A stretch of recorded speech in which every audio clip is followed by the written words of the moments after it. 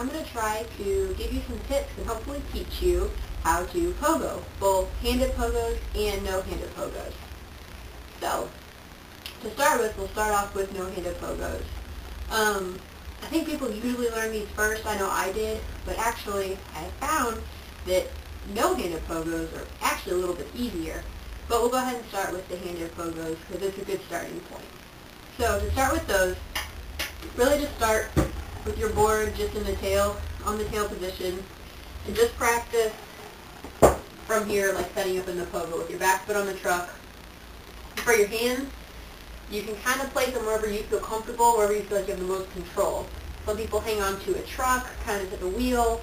They put both hands on the nose, one hand on the nose, one hand on the side, one hand on the wheel, one hand more on the back of the nose. Really just kind of depends on where you feel most comfortable. So for me, I kind of like to hang onto the truck, like the center of the truck and the center of the nose. And you really just kind of have to experiment with this to find what works best for you. It took me a while to figure out what worked best for me. And once you get that, start practicing the pogo. So you'll go from here and just practice the bouncing. You really kind of do a pull up with your hand at the same time as raising your foot. And both hands help pull up like this. And then you just have to make sure your foot's coming up with it as well. Go ahead and then start just practicing the pogo. And the hardest part about this is balance. Just staying centered over the bottom truck and just hanging on and staying centered and balanced over the board. As you start the pogo, you may kind of start falling forward, and then you're just going to want to kind of hop in that direction, or you may kind of start falling backwards. You want to go ahead and pogo that direction. Same thing this way. It's really just all about feeling your body, the position that you're in, your balance, and like adjusting by hopping. So, start and just practice a few pogos. Once you can get a few of those that way, then you're going to want to try to flip out of it, which is just kind of like the normal way of getting out of a 50-50. Just kind of take this top hand, turn the board over and land. So you're pogoing, and then you just turn and land. So that will look like this.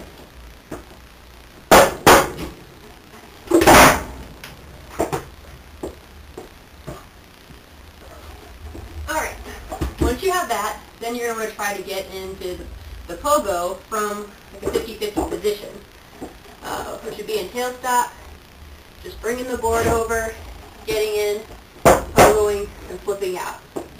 And the hardest part about this is getting centered and balanced over the board.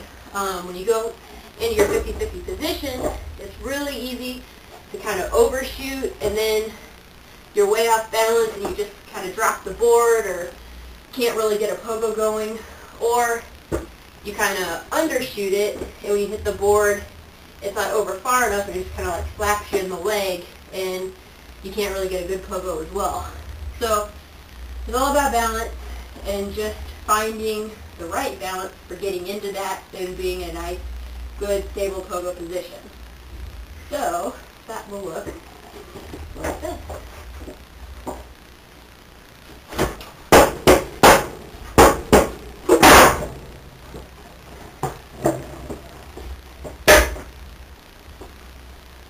Okay, once you're comfortable with that and you get that really good, I mean, you got no-handed pogos, that's great. You can work on getting them longer. From there, you can work on doing things like wraparounds, to where you pogo, and you let go, and do a wraparound. You can practice different ways of getting into the no-handed pogos. Some people will do a rail stand, and from there, just kind of stand and pull up the board into pogo. So there's different ways you can do that, but that's a good way to start learning no-handed pogos, or handed pogos. Then to do no-handed pogos, kind of start with a similar method with the board on its tail and just putting your feet in place. One here, and step up and put the other one on this side of the grip tape. You kind of pinch it and hold it and just start hopping. And so it's really not that hard. It's easier to keep your balance because your body's centered directly over the top of the board, so you're not quite as wobbly. Really recommend wearing some type of shin guard for this, especially when it comes up higher, because the truck, especially if you don't have the up truck and you have a kingpin, will really dig into the side of your leg, and even on this leg too, because the nose of the board will really kind of dig in also. So that's really helpful. It doesn't hurt quite as bad, but you can take the pain if you want. So start practicing that. Just get into the position, pogo, and then you can just kind of step off. Once you get comfortable with that, again, you can just start doing the little finger flip out. So you'll pogo, no hands, and when you're ready, just kind of grab it, turn it over, and land. That will look like this.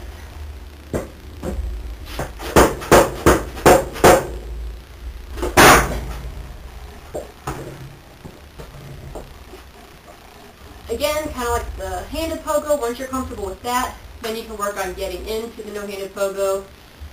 Kind of like from a 50-50 position is the position that I use. There's lots of other ways, but it's pretty easy just to go ahead, pull up, and catch it into the pogo, no-handed pogo, pogo for a second, and then just finger flip out.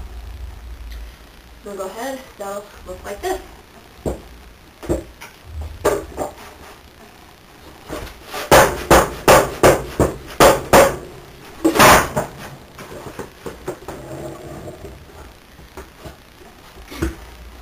Once you get that, again, you can practice pogoing even more, and then you can learn different ways to get into the pogo and get out of the pogo. Some people can get into it doing like a finger flip into it, or just starting from this direction and just hopping in. There's lots of different ways. One way you can just stand, spin the board, and jump up. And then to get out, there's lots of ways too. You can pogo and get out no hands, just kind of letting the board fall. Or you can get out no hands by pogoing and then bringing this foot up behind the board and doing like an under flip out. And just be creative. We'll go ahead and give you a few examples of different ways to get in and get out of pogos, but just practice. It's really all about balance and just staying over the board or with it, and just being able to hop to compensate for any type of leaning you may have, and lots you can do with them. Good luck and practice. If you have any questions, feel free to ask.